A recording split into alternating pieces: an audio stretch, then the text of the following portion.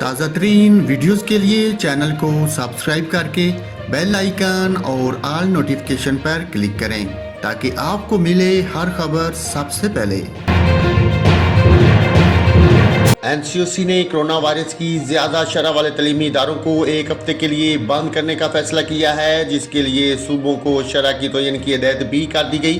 N C او سی کا اجلاس اسلام آباد میں ہوا، جس میں تعلیمی اداروں میں کرونا ٹیسٹنگ اور ویکسینیشن سے متعلق غور کیا گیا۔ اجلاس نے اومیکرون سے متاثرہ شہروں کے تعلیمی اداروں میں ٹیسٹنگ کا جائزہ اور مختلف شہروں کے تعلیمی اداروں میں کرونا کسی سامنے آنے پر فیصلہ کیا ہے کہ ایسے ادارے جہاں زیادہ شرح میں کیسز آئیں انہیں ایک ہفتے کے لیے بند کر دیا جائے۔ این سی او سی کا کہنا ہے کہ آئندہ 2 ہفتوں میں تعلیمی اداروں میں بڑے پیمانے پر کرونا ٹیسٹنگ کی جائے گی، جس کے بعد صرف زیادہ شرح والا تعلیمی ادارہ ایک کلاس یا سیکشن بند کیا جائے گا۔ این سی او سی نے مزید کہا کہ 12 سال سے زائد عمر کے طلباء کو ویکسینیشن لگانے کی مہم چلائی جائے تاکہ 100% ویکسینیشن کا عمل مکمل کیا جا سکے۔